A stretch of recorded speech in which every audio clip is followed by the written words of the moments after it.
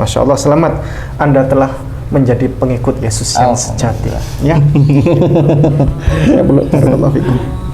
Terima kasih Pak Ustaz. Ya, sama-sama.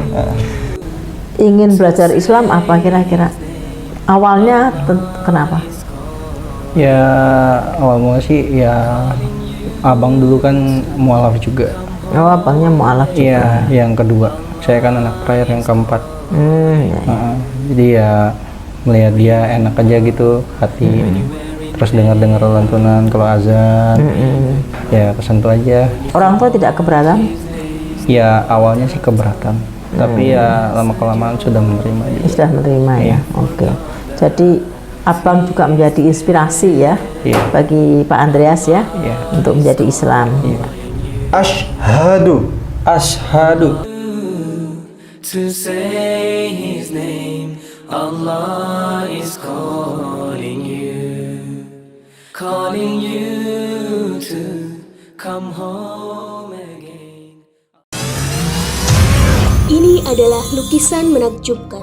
Lukisan indahnya Kabupaten Kepulauan Sangihe. Dilukis dengan sangat hati-hati dan diselesaikan selama berbulan-bulan. Dilukis oleh seniman yang pernah diundang langsung oleh Raja Salman. Dilelang dengan harga 10,5 juta saja, yang dananya 100% kami gunakan untuk pembangunan Masjid Terpadu Hagia Sophia, Kota Malang.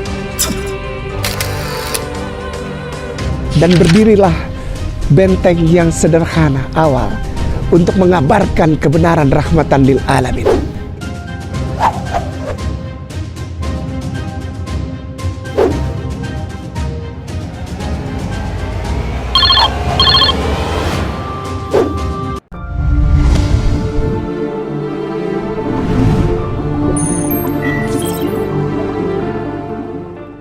Assalamualaikum warahmatullahi wabarakatuh.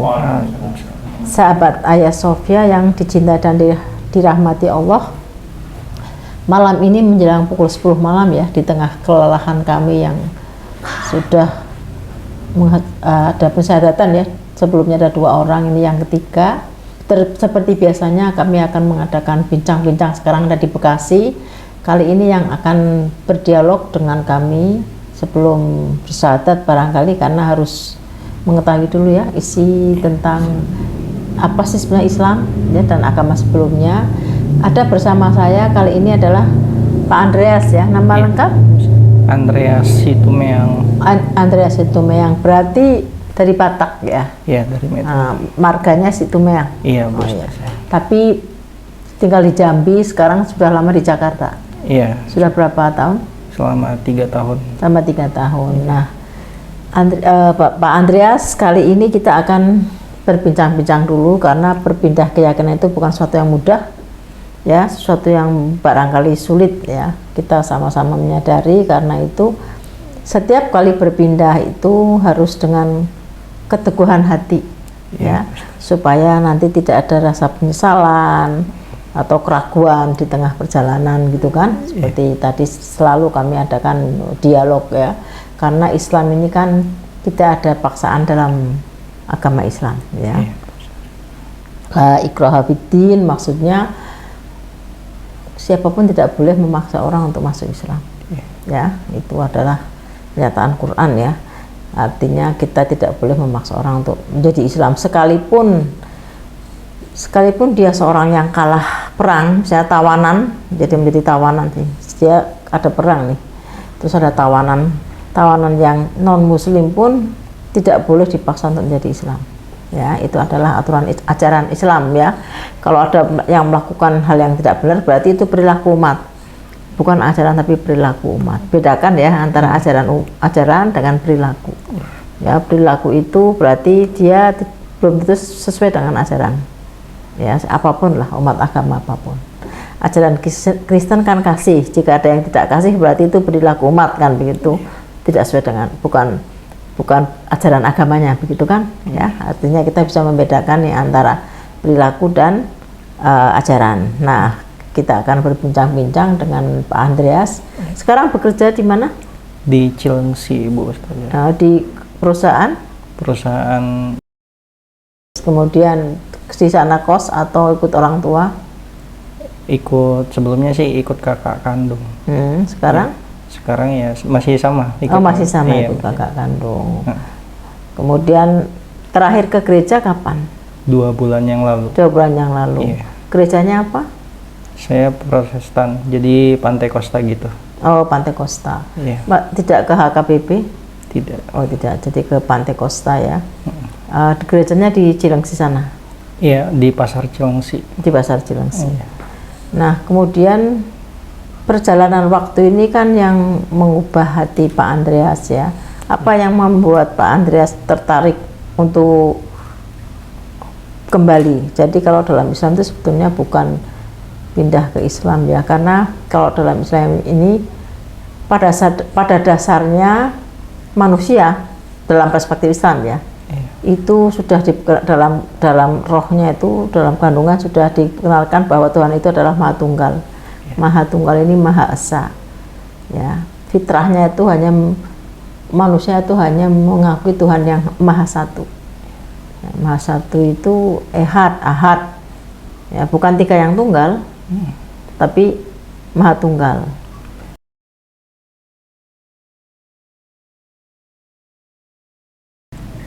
Nah, yang membuat Pak Andreas ini ingin belajar Islam apa kira-kira? Awalnya kenapa? Ya awal mula sih ya abang dulu kan mualaf juga. Oh, abangnya mualaf juga. Iya, yang kedua. Saya kan anak terakhir yang keempat. Ya. Jadi ya melihat dia enak aja gitu hati. Terus dengar-dengar lantunan kalau azan. Ya kesentuh aja. Oh ya, dia tersentuh. Iya. Kemudian dia mualaf. Sampai sekarang masih Islam? Iya, Islam. Alhamdulillah. Masih melaksanakan perintah Islam? Masih. Orang tua tidak keberatan? Ya awalnya sih keberatan, tapi ya lama-kelamaan sudah menerima juga. Sudah menerima ya. Iya. Oke. Jadi abang juga menjadi inspirasi ya, bagi Pak Andreas ya, untuk menjadi Islam. Iya. Nah, awalnya dari abang, kemudian ada faktor lain nggak yang menyebabkan Pak Andreas ini? Iya, dari lantunan azan tadi gitu, ya seperti ya. Oh, sering mendengarkan azan. Iya, karena di perumahan saya juga kan di sebelah masjidnya, jadi setiap hari mendengar azan. Iya. Panggilan Tuhan ya, panggilan sholat. Artinya Tuhan memanggil kita untuk mengenang menyembah Dia, beribadah kepadanya. 5 menit, 10 menit selesai. Karena manusia ini kan harus beribadah kepada Tuhan. Ya. Kenapa manusia harus beribadah? Karena manusia itu makhluk yang diciptakan berbeda. Dia diberi akal ya, dia diberi hati nurani. Beda dengan hewan, betul? Betul. Manusia ini, hewan ini kan melata berjalan, ya semua hewan.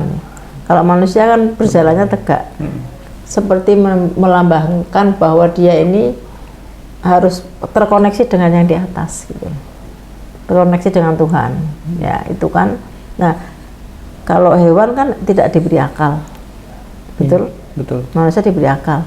Nah, hewan ini dia tidak diberi akal, tidak diberi hati nurani seperti manusia, sehingga hewan ini hidupnya cukup dia makan, dia tidur, enjoy life, maksudnya ya pokoknya makan tidur beraktivitas, makan tidur beraktivitas, begitu kan? Ya benar. Nah, kalau hewan kan begitu. Kalau manusia bisa nggak makan tidur beraktivitas, makan tidur beraktivitas? Kalau begitu bedanya apa di sana? Tidak ada bedanya. Tidak ada bedanya. Yang membedakan manusia adalah dia harus beribadah kepada Sang Pencipta, karena dia menjadi khalifah. Kalau dalam Islam begini, aku menciptakan manusia sebagai khalifah di bumi, sebagai wakil Tuhan di bumi, khalifah ya, yang harus menjaga bumi ini, yang harus beribadah kepada Tuhan, ya kan, yang harus tetap beriman pada Tuhan yang Maha Tunggal ya, Maha Esa.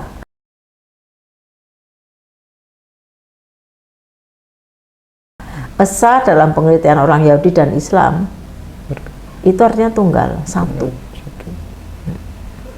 Artinya satu ya, Esa. Bisa menyangkut jumlah satu ya. Nah, sama. Jadi Maha Tunggal ini ya tidak kalau dalam Islam ya tidak ada putra, tidak ada Roh Kudus, ya Bapa aja yang kalau kita samakan mungkin dengan Bapa gitu.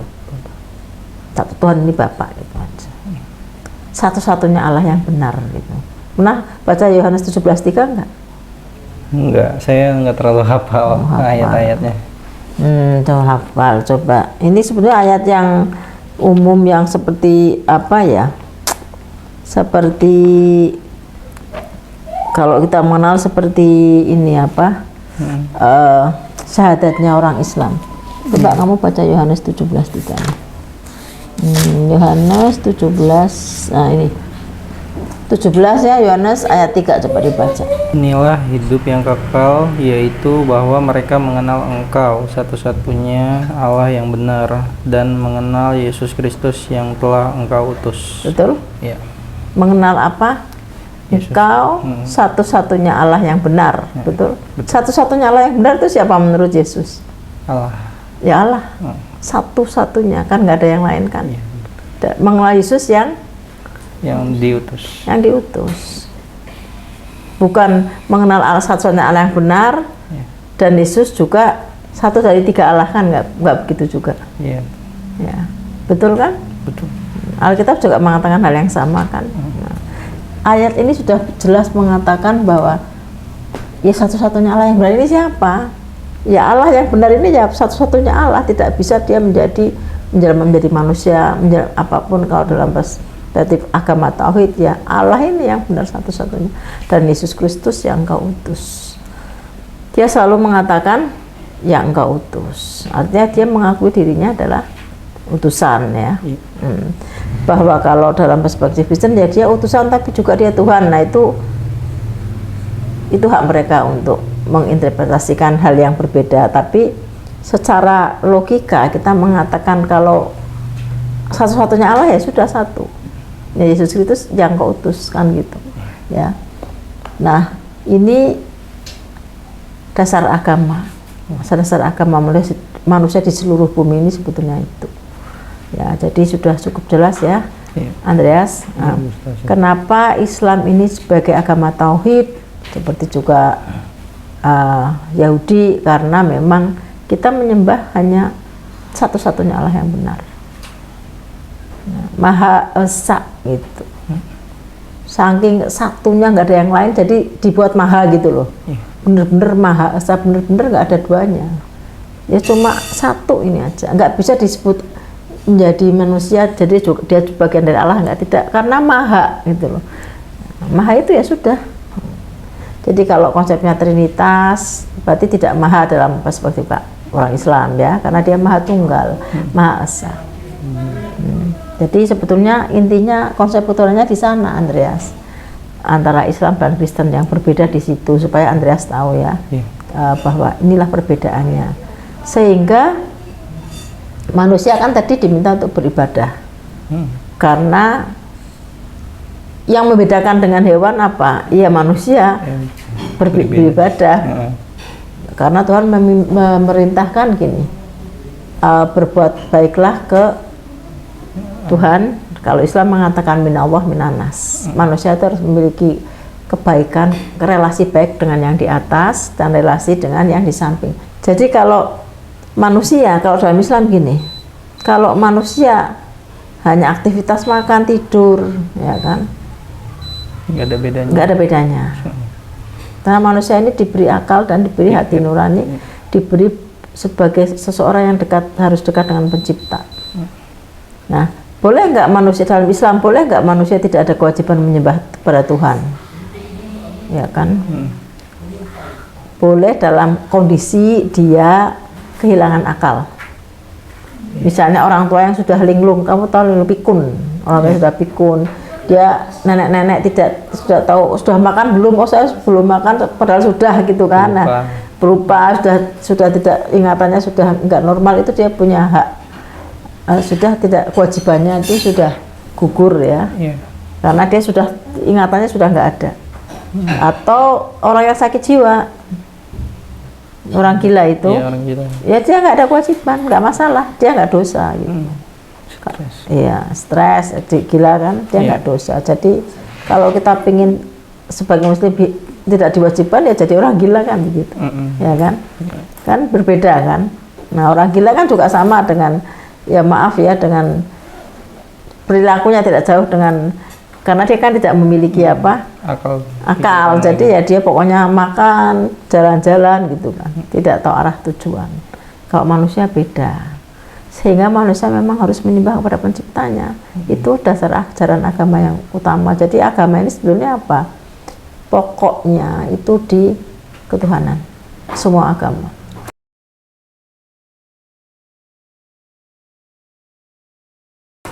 Kenapa kita beragama? Kita mencari Tuhan yang menciptakan kita itu sudah wajar. Sudah naluri manusia. Kita sebut dengan spiritual quotient. Jadi kebutuhan spiritual setiap orang itu secara naluri mencari Tuhannya. Ada yang kayak orang Jepang matahari, ya menyembah matahari, inilah yang dianggap Tuhan misalnya kan. Masing-masing mencari kan. Karena sebetulnya itu sudah fitrahnya kita mencari siapa sih yang menciptakan kita kan begitu.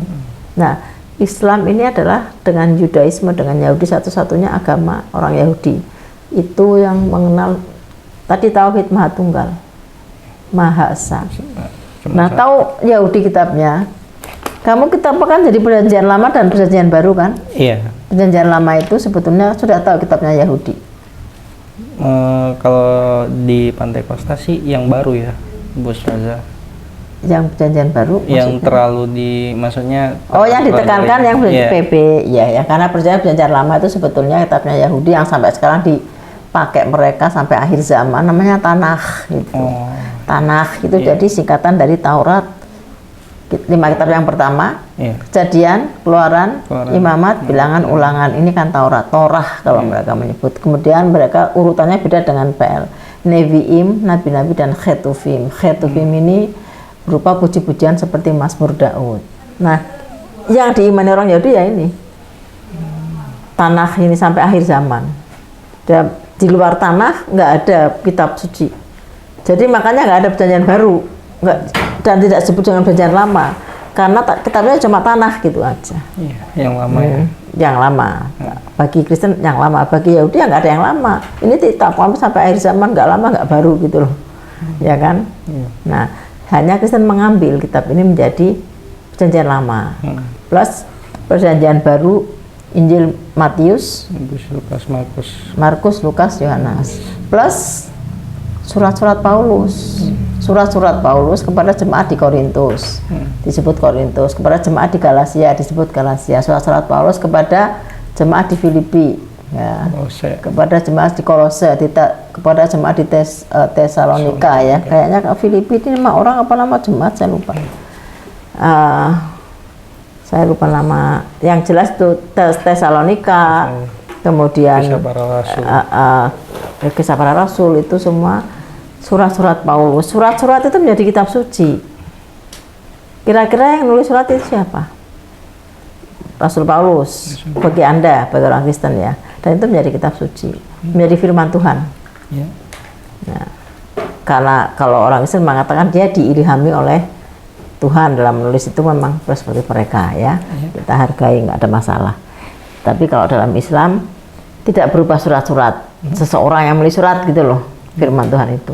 Nah, jadi konsep putaran ini sudah jelas ya, sudah final bahwa dalam Islam itu yang Maha Tunggal.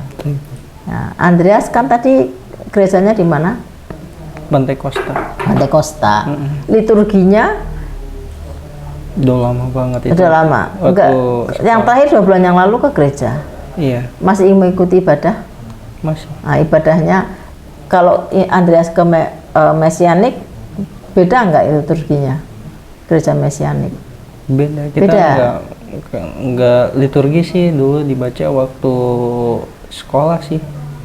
Pokoknya mendengarkan pendeta ya. Iya benar. Cara ibadah. Kalau dalam beberapa aliran kan beda caranya.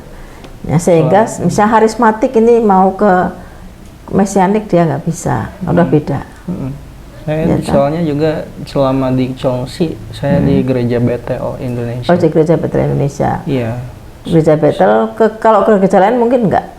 Enggak, Misalnya, soalnya itu kan sama-sama Pentakosta. Oh iya, Enggak jauh satu. beda. Sebenarnya nggak Iya, boleh. Pentakotalisme. Nah kalau kalau abang Andreas kan di masjid, karena Iya. udah mualaf. Iya, karena udah mau. Nah dia dulu- punya masjid khusus nggak? Di masjid lain dia nggak bisa punya gitu nggak dia? Enggak sih. Enggak, Enggak ada sih. Iya, setiap saya dulu cuma ada Orang Islam itu masjidnya sama saja di mana? Iya, sama. Sama ajarannya. Iya, beda nggak itu dengan Kristen? Beda. Jadi teman saya kalau mau cari ke gereja ya aku mau Gereja yang sebenarnya di sama. gereja yang sama. Mm-mm.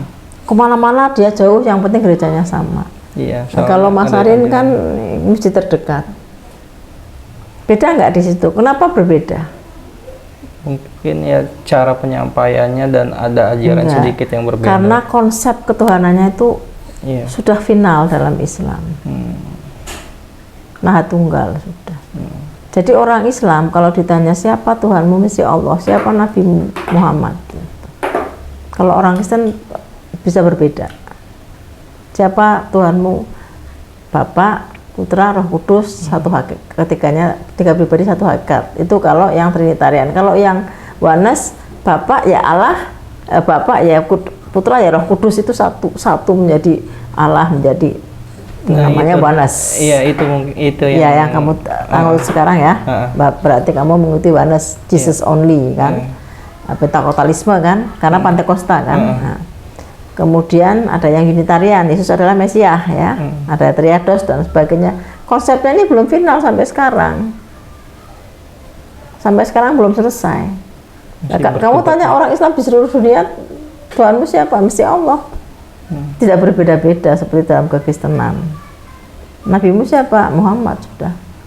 Karena sudah final masalah ketuhanan, sehingga masjidnya ya di mana-mana sama. Cara sembahyangnya sama. Ya mungkin ada yang sedekapnya agak ke atas, ada tangannya ke bawah, itu paling perbedaan seperti itu. Tapi kalau saya pernah beberapa kali sholat, saya sembahyang di Australia, sembahyang di Turki, sembahyang di Arab Saudi, sembahyang di mana ya sama, saya makmum ya sama yang saya baca di Indonesia. Berbeda nggak berbeda?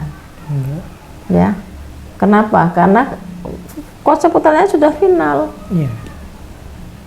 Maha Tunggal selesai. Ya toh? Iya. Dan memang itu Tuhan itu Maha Tunggal. Nah, Tuhan itu Maha Pengampun. Ya.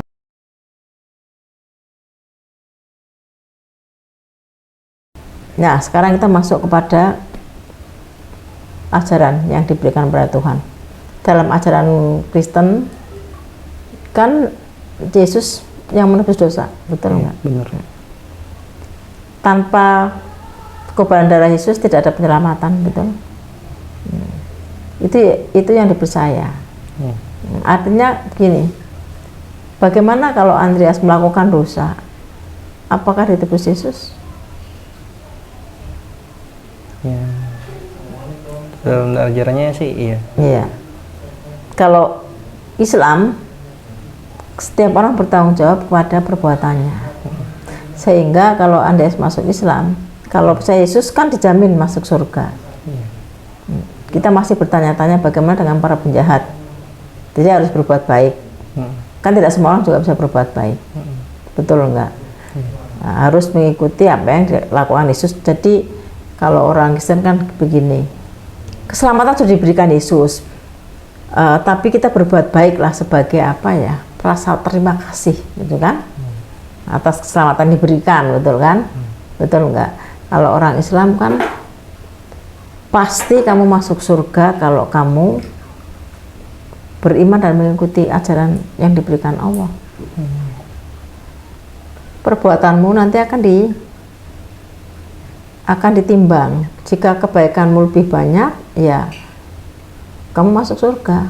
Tapi jika kejahatanmu selama di dunia kamu berbuat jahat, kamu merampok, kamu membunuh, kamu minum minuman keras, kamu nggak pernah mengenal Tuhan, ya itu sudah konsekuensi kan kamu masuk neraka. Adil nggak kalau begitu? Adil nggak? Adil. Adil. Kalau yang merampok, membunuh, saya percaya Yesus masuk surga misalnya, kan tidak bisa juga toh. Mestinya itu juga tidak dibenarkan juga. Iya. Ya kan? Untuk apa orang berbuat baik? Nah, gitu ya.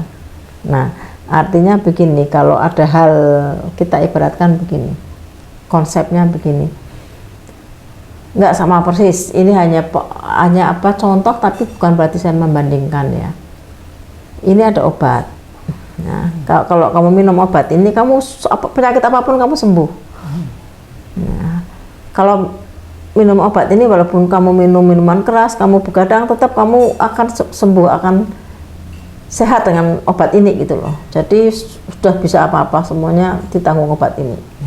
Nah, kalau satunya lagi, obat ini diminum dalam keadaan kamu sakit misalnya. Dosisnya misalnya 3 kali sehari.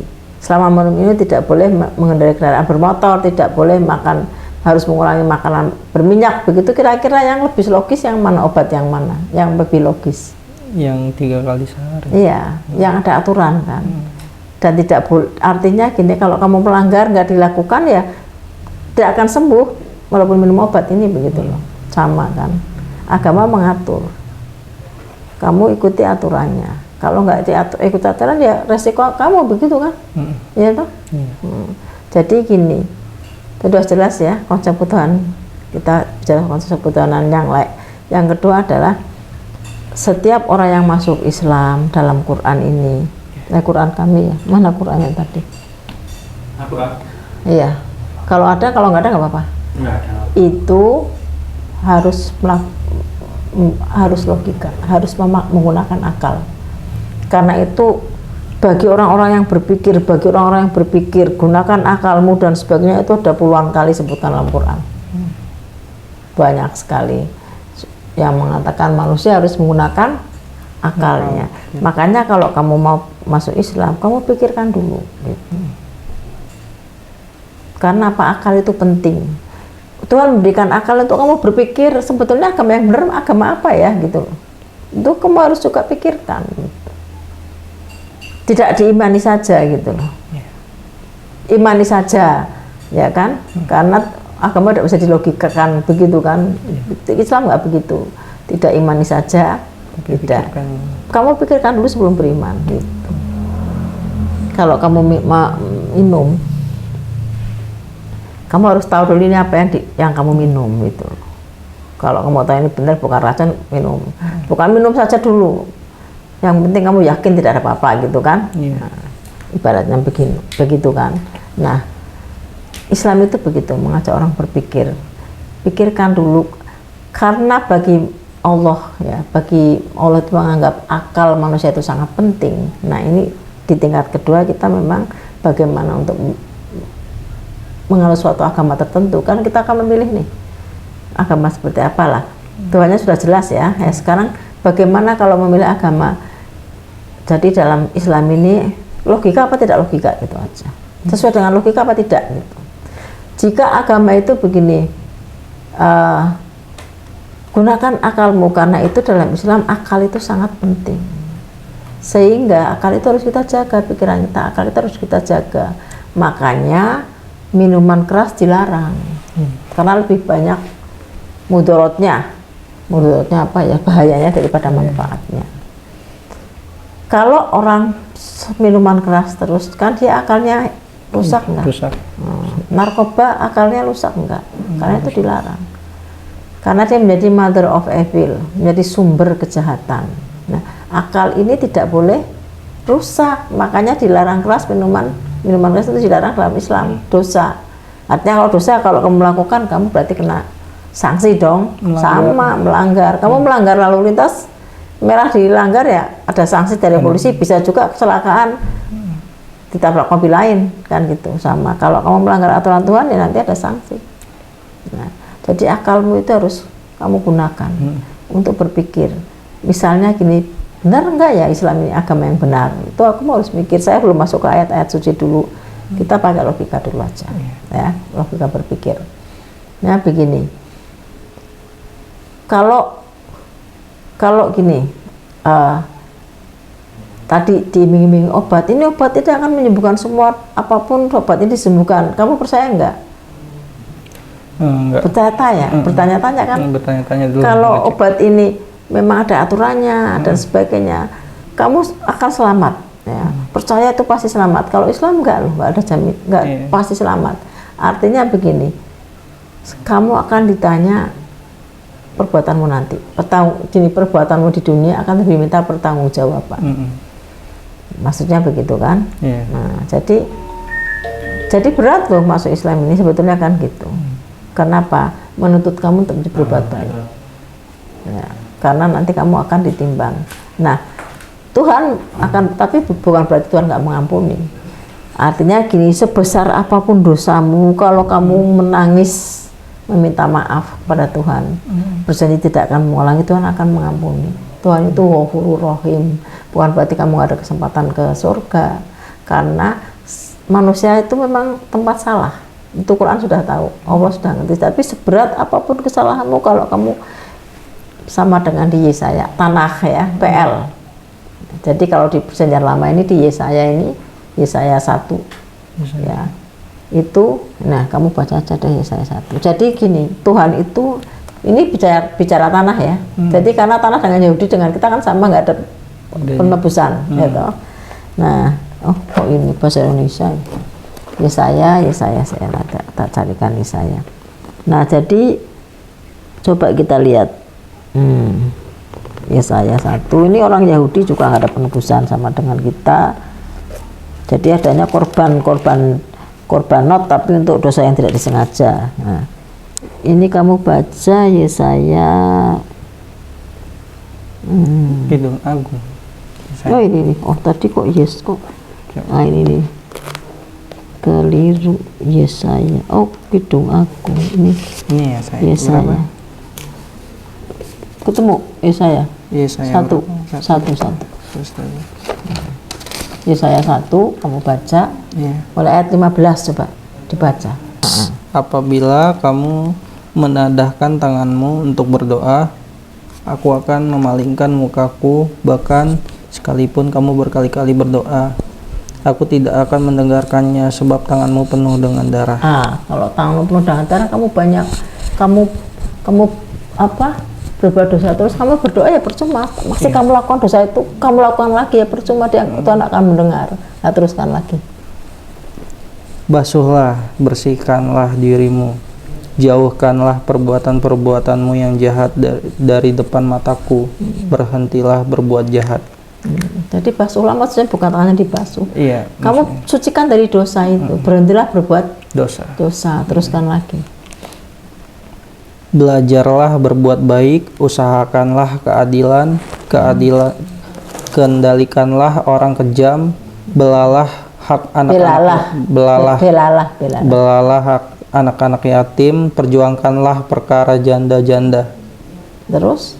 Marilah, baiklah kita berperkara.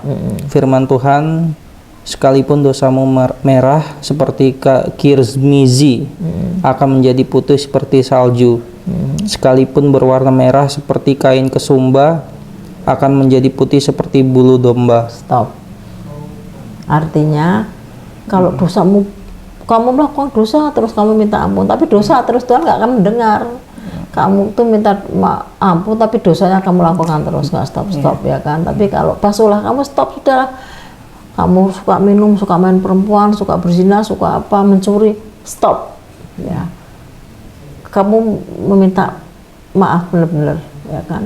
Terus kamu buat baiklah, membela fakir miskin, membantu para janda itu loh. Kamu ganti kejahatanmu dengan kebaikan. Ya toh? Nah, walaupun dosamu itu semerah kirmizi, itu akan putih seperti salju gitu loh. Dirimu tuh belum berdosa, tapi kalau sudah minta maaf dengan menangis dan itu kamu bersih lagi gitu. Ibaratnya gitu. Walaupun dosamu merah seperti kain kesumba, akan putih seperti bulu domba. Kalau kamu sungguh-sungguh minta maaf dan terus berbuat baik gitu, tinggalkan perbuatan burukmu dengan perbuatan baik. Perlu nggak menebus dengan darah di situ? Tidak perlu. Memang tidak ada penebusan darah. Ada penebusan darah dengan domba, dengan hewan dalam imamat orang Yahudi, tapi hanya untuk dosa yang tidak disengaja gitu loh. Ya. Dan itu pun harus dibaik suci, karena sekarang ada baik suci, mereka nggak ada korbanot. Kodok yang tidak sengaja, dan kalau tidak punya domba bisa diganti dengan burung tekukur, nggak ada burung tekukur bisa diganti dengan 10 eva tepung, jadi nggak harus berdarah-darah. Ya, tapi yang utama adalah tadi di atasnya sebenarnya tentang korban darah. Jadi kamu korbanmu yang banyak pun ya nggak ada gunanya sebelum ayat ini, sebelum 15, karena bukan itu yang penting, kamu benar-benar meninggalkan perbuatan dosa. Ya, jadi tidak ada penebusan kan, apalagi dalam tanah itu penebusan manusia tidak boleh, merupakan kejijian. Artinya manusia dibunuh untuk menebus dosa itu nggak boleh gitu. Apapun, walaupun itu mungkin Tuhan yang menyembah manusia, tapi yang namanya bentuknya manusia tidak boleh. Ya, tidak boleh menjadi tumbal atau korban apapun darahnya, ya darahnya untuk penebusan itu tidak dibenarkan ya, dalam tanam tanah ya, ada di Yeremia dan ada di Imamat ya. Nah, sudah jelas ya.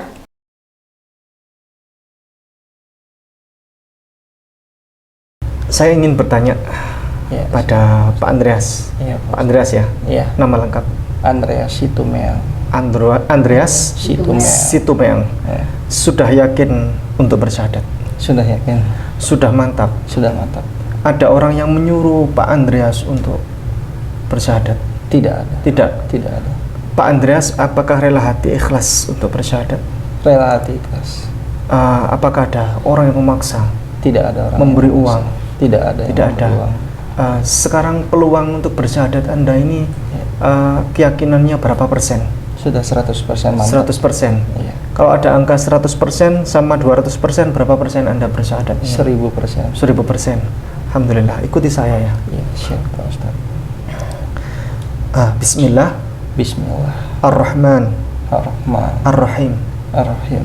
Bismillahirrahmanirrahim. Bismillahirrahmanirrahim. Ashhadu. Asyhadu. Ashhadu. Asyhadu. Lagi. Ashhadu. Asyhadu. An. La ilaha. La ilaha. Illallah. Illallah. Ashhadu. Asyhadu. An. La ilaha. La ilaha. Illallah. Illallah. Wa ashhadu. Wa asyhadu. Wa ashhadu. Wa asyhadu. Anna. Muhammadar Rasulullah. Saya bersaksi bahwa tidak ada sesembahan kecuali Allah.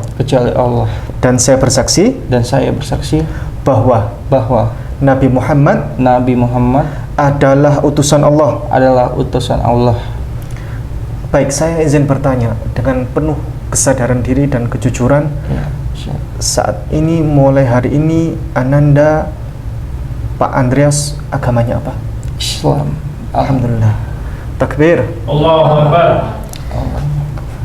Sebentar, ini saya izin sebelum kita berdoa, saya akan bertanya ya, untuk memastikan ya.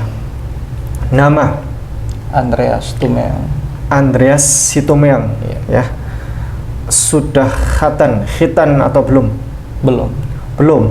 Mau kami khitankan? Bisa, tapi saya bekerja. Oh enggak, nanti kita janjian. Oh iya. Ya. Khitan itu wajib. Iya. Karena Yesus berkhitan. Ya. Tuhannya orang Kristen itu khitan. Iya. Tapi orang Kristen tidak mau khitan. Tapi Yesus itu nabi, bukan Tuhan. Ya. Dia adalah semua nabi. Ya. Ibrahim itu, Musa, semuanya, Yakub, Ishak, semuanya berkhitan. Ya. Anda khitan ikut Yesus. Ya. Lukas pasal 2 ayat 21. Ya. Baik. Ya, Anda sudah Islam kan? Iya. Ke depan Anda makan babi kecap atau tidak? Tidak. Ya, oke, baik. Ikut Yesus, tidak makan babi kecap, ya, haram. Minum tua tidak? Tidak. Baik. Ikut Yesus, haram, hamr ya. Kemudian kalau misalnya Bapak ke depan ya, tapi mudah-mudahan tidak. Tapi ini pertanyaan yang paling mendasar ini, Ya. Kalau misalnya Bapak lagi miskin-miskinnya dan tidak mampu makan ya, lalu ada orang ngasih kekayaan 5 miliar menawarkan Anda kembali ke Kristen, keluarga Anda ngasih Anda duit 5 miliar menawarkan Anda untuk kembali ke Kristen, mau apa tidak? Tidak, yakin ya. Oke. Catat ya, ini direkam soalnya. Baik. Cinta Yesus sebagai nabi ya, cinta Yesus jelas pasti harus, karena umat Islam itu harus cinta pada Yesus. Tidak sempurna iman seorang muslim kalau tidak cinta kepada Yesus ya, karena itu syarat ya, rukun iman Nabi Isa. Ya, Nabi Isa. Hormat Yesus Sebagai nabi? Ya, tentu pasti sebagai nabi. Pakai jilbab? Tidak. Oh tidak, ya pinter. Laki-laki, ya. Baik, pakai jilbab nggak boleh ya, waria soalnya. Agama Islam, Islam ya, sama seperti Yesus, karena Yesus tidak pernah beragama Kristen ya, dan tidak pernah mengenal apa itu Kristen. Masya Allah, selamat, Anda telah menjadi pengikut Yesus yang sejati ya. Ya, belum. Terima kasih Pak Ustaz. Ya, sama-sama. Kita doakan, a'udzubillahi minasyaitonirrajim. Bismillahirrahmanirrahim. Alhamdulillahirabbil alamin. Allahumma shalli wa sallim wa barik ala nabiyyina Muhammad wa ala alihi wa ashabihi ajma'in. Allahumma ighfir lana wa li walidina warhamhum kama rabbawna shighara. Rabbana zalamna anfusana wa illam taghfir lana wa tarhamna lanakunanna minal khasirin. Cara berdoa seperti begini, seperti Yesus menengadahkan tangan di Bible. Yesus berdoa menengadahkan tangan. Rabbana la tu'akhidhna in nasina aw akhtana. Rabbana wa la tahmil 'alaina isran kama hamaltahu 'ala alladhina min qablina. Rabbana wa la tuhammilna ma la taqata lana bihi wa'fu 'anna waghfir lana warhamna anta maulana fansurna 'alal qaumil kafirin. Ya Allah, pada malam hari ini malam yang spesial buat kami, karena kami telah mendapatkan saudara baru, keluarga baru untuk kami ya Allah, yakni Ananda Andreas Situmeang. Jadikanlah ia sebagai pribadi yang soleh, muslim sejati, muslim pengikut Yesus yang sejati, yang senantiasa beriman mengesahkan Engkau sebagai satu-satunya sesembahan ya Allah. Ya Allah, jadikanlah ia sebagai pribadi yang bertakwa, yang senantiasa bertakwa, dan Engkau senantiasa berikan pertolongan kepadanya dalam setiap waktu. Engkau berikan kebaikan untuknya dalam setiap waktu. Engkau berikan keimanannya dalam setiap waktu sampai ia menutup mata. Ya Allah, ya Rabb, semoga Engkau kumpulkan kami, Engkau masukkan kami ke dalam surga. Engkau berkumpul bersama para nabi dan rasul, berkumpul bersama orang-orang saleh, berkumpul bersama keluarga kami yang kami cintai ya Allah, ya Rabb. Semoga Engkau golongkan kami ke dalam golongan orang-orang saleh yang Engkau masukkan kami ke surga tanpa hisab. Ya Allah, ya Rabb, semoga Engkau jadikan kami semuanya sebagai tamu Engkau yang istimewa di Mekah dan Madinah dan Al-Aqsa setiap tahun dengan cara Engkau yang ajaib. Ya Allah, berikanlah kami limpahan rizki yang halal dan thayyibah, limpahan rizki yang berkah, yang banyak, tanpa perlu kami bekerja keras. Rabbana atina fid dunya hasanah wa fil akhirati hasanah wa qina adzabannar. Wa sallallahu ala nabiyyina Muhammad wa ala alihi wa ashabihi ajma'in. Subhana rabbika rabbil izzati amma yasifun wa salamun ala mursalin walhamdulillahi rabbil alamin.